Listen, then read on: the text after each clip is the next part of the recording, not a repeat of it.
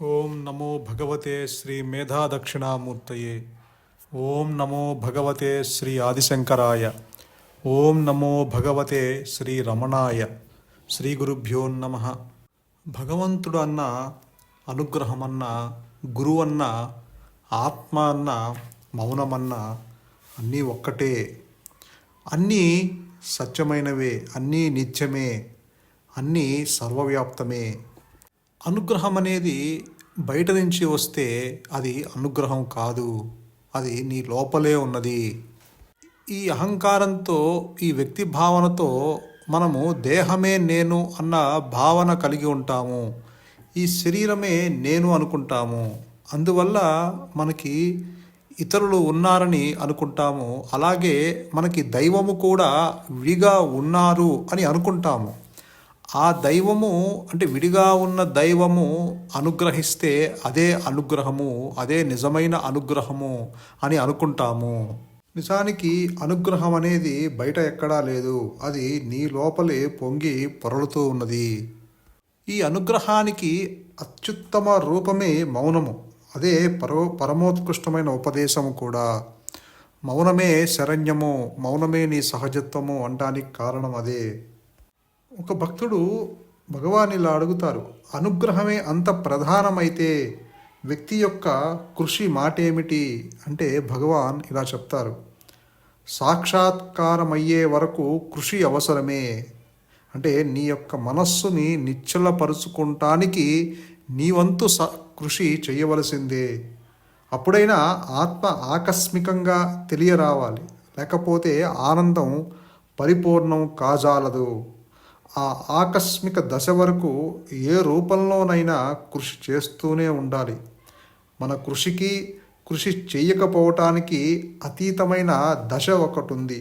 అది చేరేదాకా కృషి అవసరమే.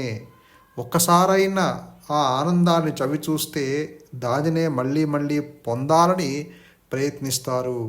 ఆ శాంతమనే ఆనందాన్ని అనుభవించిన తరువాత అది లేకుండా ఉండాలని కానీ ఏ ఇతర వ్యాపకంలోనైనా నిమగ్నం అవ్వాలని కానీ అనిపించదు.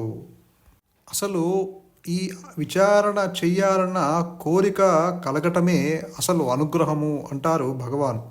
అది నీలో హృదయంగా, ఆత్మగా ప్రకాశిస్తూ ఉంది. లోపలి నుండి నిన్ను ఆహ్వానిస్తుంది.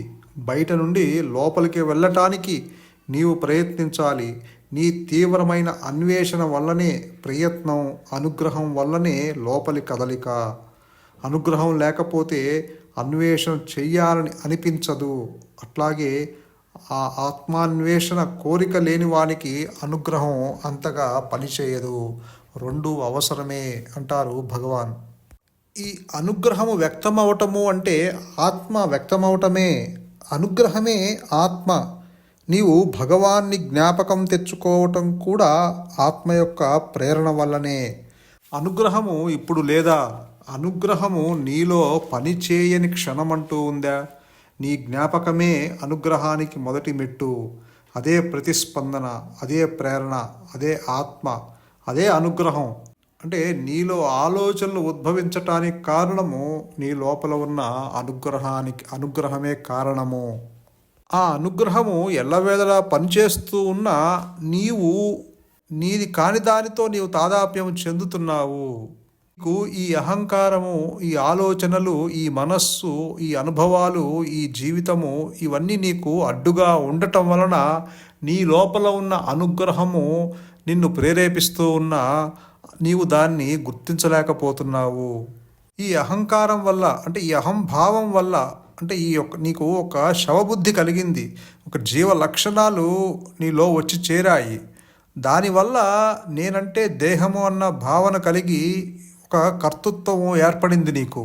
కాబట్టి నేను చేస్తున్నాను, నేను చేయకపోతే ఈ పని ఎవరు చేస్తారు అన్న భావన కలిగి ఉంటావు. ప్రతి జీవుడు ఆ భావన కలిగి ఉంటారు. అందువల్ల ఆ యొక్క కర్మ ఫలాలు ఈ మనస్సు అనుభవిస్తూ ఉంటుంది. ప్రతికూలమైతే దుఃఖిస్తుంది, అనుకూలమైతే సుఖిస్తుంది. దానికి ఆ లోపల ఉన్న అనుగ్రహం వల్లనే నీవు పని చేయగలుగుతున్నావు. నిజానికి కర్మ ఒక జడము అన్నారు భగవాన్. కర్మ దైవమా అంటే కాదు, కర్మ ఒక జడ పదార్థము అన్నారు. అంటే ఆ లోపల ఉన్న ఆత్మ చైతన్య శక్తి వల్ల నీవు ఈ కర్మని చేయగలుగుతున్నావు. నీ అంతట నీవు చేయలేవు. ఎందుకంటే ఈ మనస్సు ఒక జడము, బుద్ధి ఒక జడము, ఇంద్రియాలు జడము, శరీరము జడము. ఇవన్నీ ఆత్మ చైతన్య శక్తితో అవి ప్రకాశవంతమవుతున్నాయి. అంటే ఆ శక్తిని అందిపుచ్చుకొని అవి పనిచేస్తున్నాయి. వాటి నిర్వహణ జరుగుతూ ఉంది. దీని అంతటికీ కారణము నీ లోపల ఉన్న అనుగ్రహమే. నీవు శ్వాసని నీవు పీలుస్తున్నావు అనుకుంటున్నావు, కానీ శ్వాస నీకు తెలియకుండానే ఆ ప్రక్రియ జరిగిపోతుంది. నీ చేతితో నీ లోపల చెయ్యి పెట్టి నువ్వేమి గుండెని కదిలించట్లేదు. అదే తనంతట తానుగా ఆ కదలిక ఏర్పడుతుంది. నీ లోపల నువ్వు తిన్న ఆహారము నీకు తెలియకుండానే, అంటే నీ ప్రయత్నము లేకుండానే అది జీర్ణమైపోతుంది. అది లోపలేమీ ఉంచట్లా, మళ్ళీ బయటికి పంపించేస్తుంది ఆ వ్యర్థాన్ని. ఈ ఈ లోపల జరిగే నీ శరీరంలో జరిగే ప్రక్రియ నీ ప్రయత్నం లేకుండానే జరుగుతుంది కదా. మరి లోపల అనుగ్రహం ఉండబట్టే కదా నీ శరీరము అవయవాలు అన్నీ పనిచేస్తున్నాయి. ఇక్కడ నేను చేస్తున్నాను అన్న భావన నీకేమన్నా ఉన్నదా చెప్పండి.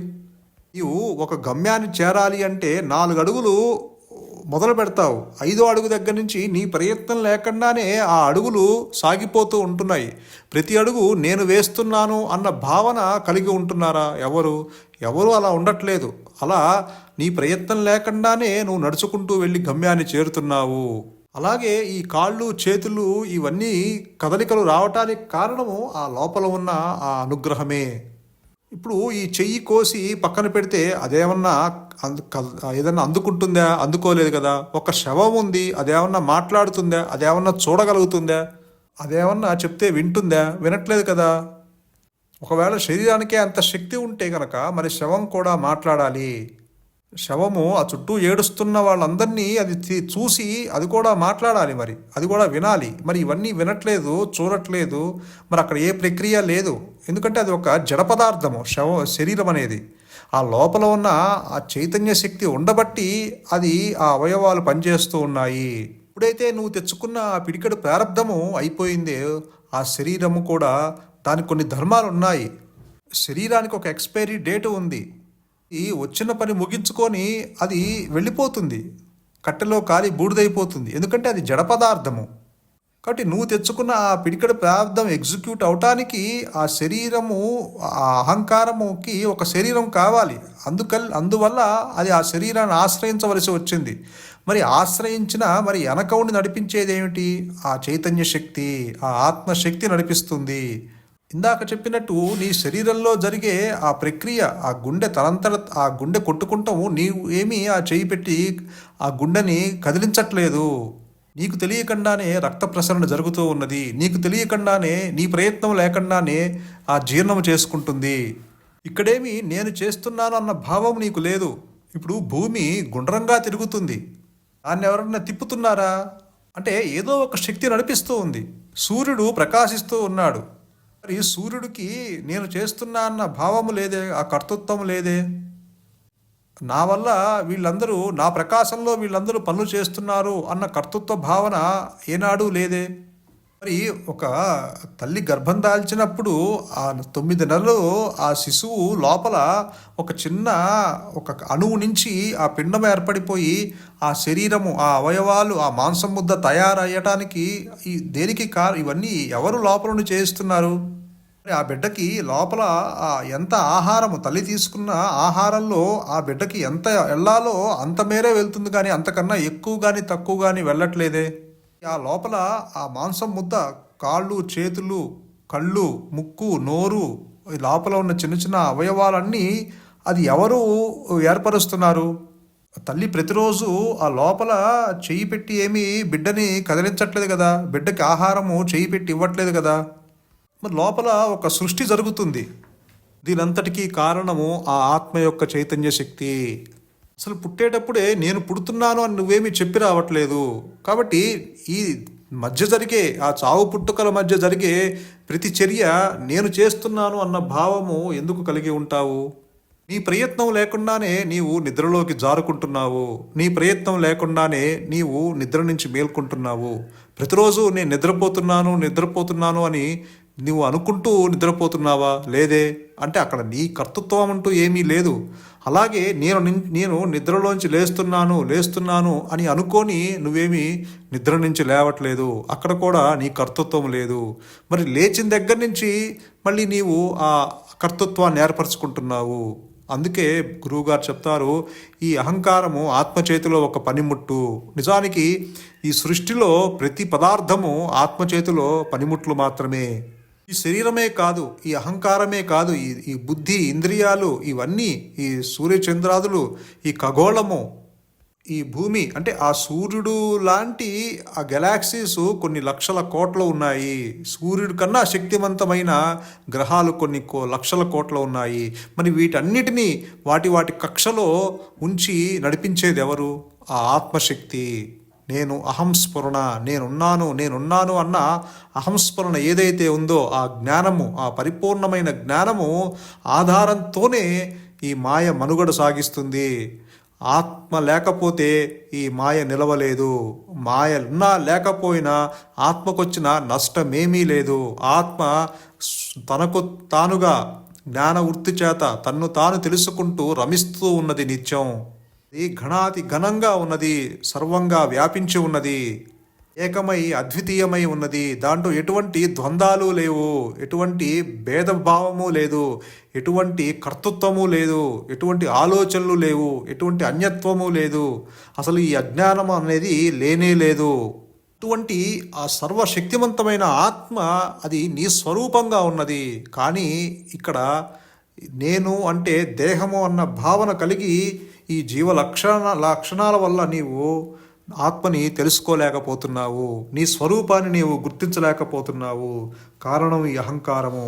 అందుకే భగవాన్ చెప్తున్నారు, ఈ అహంకారం అసలు ఆది నుంచి తృణీకరించబడ్డది, అసలు పుట్టనే లేదు. అది ఉద్భవించిందేమో గమనించు, అది పుట్టిందేమో విచారించు అంటున్నారు భగవాన్. ఎందుకంటే ఒకవేళ అహంకారం కనుక ఉంటే ఆత్మ నేను, అహంకారము నేను అని రెండు నేనులు ఉన్నాయని ఒప్పుకోవాల్సి వస్తుంది. అది కుదరదు.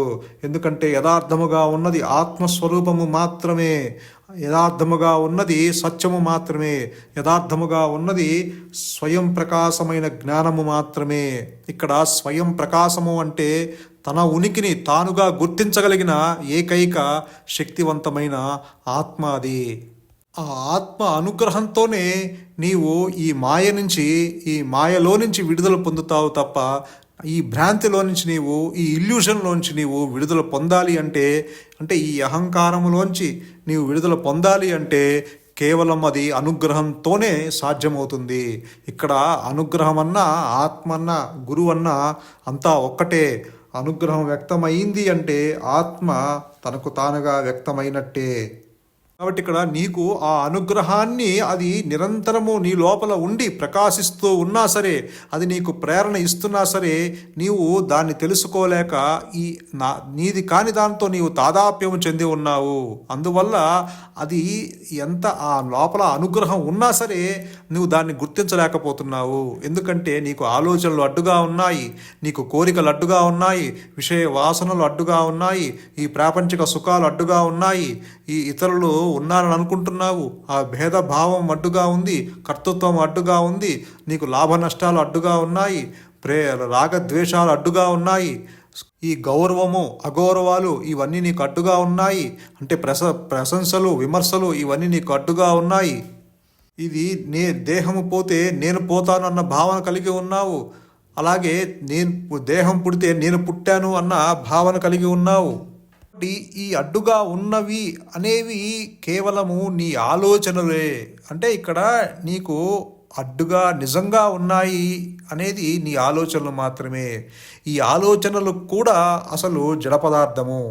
అవి ఇప్పుడు పుట్టి మరుక్షణం నశిస్తుంది. ఇప్పుడు ఒక ఆలోచన వచ్చింది, అది మరుక్షణము నశిస్తూ ఉన్నది. మళ్ళీ ఇంకొక ఆలోచన వస్తుంది, మళ్ళీ ఆలోచన పుడుతుంది, మళ్ళీ మరి కొంతసేపులో ఆ ఆలోచన మరణిస్తూ ఉంది. అంటే ఆలోచన పుడుతుంది మరణిస్తుంది. కాబట్టి ఇవేమి సత్యము కాదు ఈ ఆలోచనలు కూడా. ఒకవేళ ఆలోచనలే గనక నిజమే అయితే గనక అది శాశ్వతంగా ఉండాలి. గాఢ నిద్రలో నీకు ఎటువంటి ఆలోచనలు లేవు. నీ మనస్సు లయమైపోయింది. నీ శరీరము ఎక్కడ ఉందో కూడా నీకు తెలియని స్థితిలో పడుకుంటున్నావు.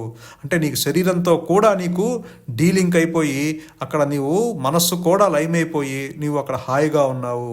అంటే ఆ హాయి అదే నీ స్వరూపము. అది భగవాన్ ఏం చెప్తున్నారు, నిద్రాస్థితి ఏదైతే ఉందో అదే నీ సహజ స్థితి అంటున్నారు. ఎందుకంటే అక్కడ ఆలోచనలు లేవు, నీ మనస్సు లేదు, నీ శరీరానికి సంబంధించిన ఆలోచనలు లేవు, నీ భార్యా పిల్లలకు సంబంధించిన ఆలోచనలు లేవు, నీ బ్యాంకు బ్యాలెన్సు లేదు, నీ కారు లేదు, నీ ఇల్లు లేదు, నీ భార్యా పిల్లలు లేరు, నీ తల్లిదండ్రులు లేరు, నీ బంధువులు లేరు, నీ స్నేహితులు లేరు, నీ మిత్రులు లేరు, శత్రువులు లేరు, అక్కడ ఏదీ లేదు.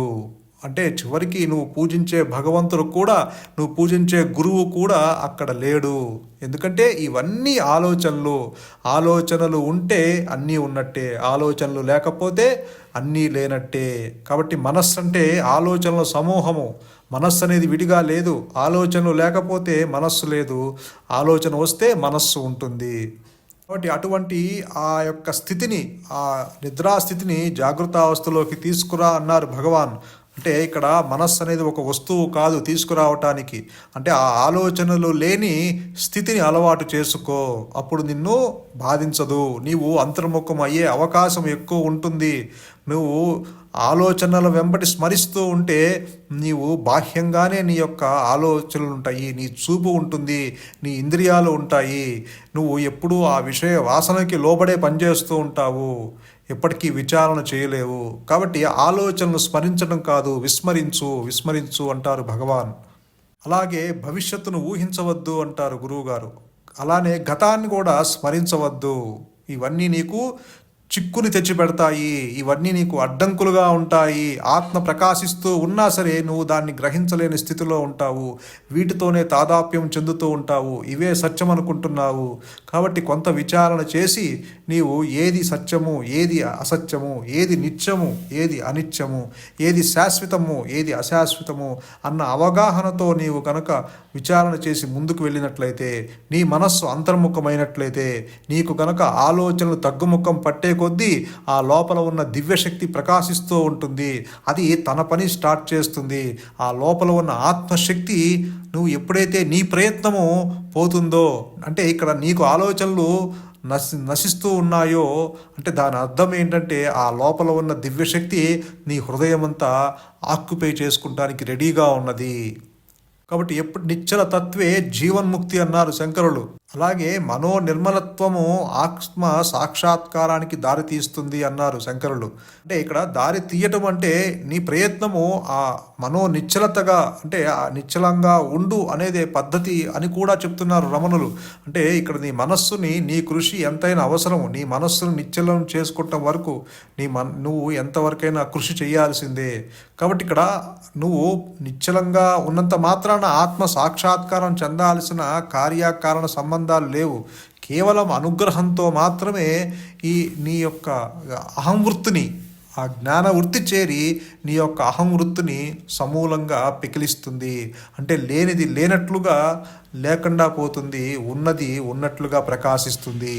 అదే స్వయం ప్రకాశమైన జ్ఞానము, అదే నీ స్వరూపంగా ప్రకటితమవుతుంది. కాబట్టి నువ్వు ఎక్కడికి వెళ్ళాల్సిన అవసరం లేదు, నీవు ఉన్న చోటనే ఉన్నట్టుగా నీవు అంతర్ముఖమైతే చాలు అంటారు భగవాన్. అది నీలోనే ఉంది, అది బయట ఎక్కడో ఉంటే ఎందుకు పనికిరాదు. అనుగ్రహమే ఆత్మ, నీవెప్పుడు దాని వశంలోనే ఉన్నావు. అనుగ్రహము ఎల్లప్పుడూ ఉంటుంది, ఇప్పుడు కూడా అనుగ్రహంతోనే నీవు ఉన్నావు. అనాత్మ ఆత్మని అంటిపెట్టుకునే ఉన్నది, ఆ అనుగ్రహాన్ని అంటిపెట్టుకునే ఉన్నది ఈ అనాత్మ కూడా. కాబట్టి ఆత్మ బయట ఎక్కడ సంచారం చేయదు, అది నీ ఉన్న చోటనే ఇక్కడే ఉన్నది. నీవెప్పుడు ఒకటే, నీలో ఏ మార్పు లేదు. ప్రదేశాలు మారుతూ ఉండొచ్చు, నీవు అటు ఇటు తిరుగుతూ ఉండొచ్చు, కానీ అనుగ్రహం అంటావా అది నీలోనే ఉన్నది అని భగవాన్ చెప్తున్నారు. కాబట్టి అనుగ్రహము లేకుండా నీవు ఆత్మలో సంసితులు కాలేవు, సత్యాన్ని గ్రహించలేవు. ఈ అనుగ్రహం ఎక్కడి నుంచి వస్తుంది అంటే అది ఆత్మ నుంచే వస్తుంది. ఆత్మ వ్యక్తం అవటం అంటే అనుగ్రహం వ్యక్తం అవటమే. అటు నుంచి ఇటు జరిగినా ఇటు నుంచి అటు జరిగినా అంతే. ఈ సందేహాలన్నిటికీ కారణము తప్పుడు అవగాహన. దానితో పాటు బయట నుంచి ఏదో వస్తుంది అనుకోవటము. అలాగే ఆత్మకి బాహ్యంగా ఏదీ లేదు. అనుగ్రహమే ఆది మధ్యం అంతం అంటారు భగవాన్. అనుగ్రహమే ఆత్మ. ఆత్మని దేహంతో తప్పుగా తాదాప్యము చేసుకోవటం వల్ల నీవు గురువుని దేహంగా భావిస్తున్నావు. కానీ గురువు దృష్టిలో గురువే ఆత్మ. ఉన్నదొక్కటే, అది ఆత్మ. దానినే గురువు బోధిస్తాడు. అటువంటప్పుడు ఆత్మ నీ గురువు కాదా అని అది కూడా చెప్తున్నారు భగవాన్. కాబట్టి ఇక్కడ గురువన్న, ఆత్మన్న, అనుగ్రహమన్న, దైవమన్న, మౌనమన్న అంతా ఒక్కటే. అది నీ లోపలే ఉన్నది. ఆ అనుగ్రహం అనేది బయట నుంచి రాదు. అది బయట నుంచి వస్తే అది పనికి రాదు అన్నారు భగవాన్. నీవెప్పుడు దాని వశంలోనే ఉన్నావు. అనుగ్రహము ఎల్లప్పుడూ ఉంటుంది. సంతోషం. మౌనమే శరణ్యం. మౌనమే నీ సహజత్వం. ధన్యోస్మి.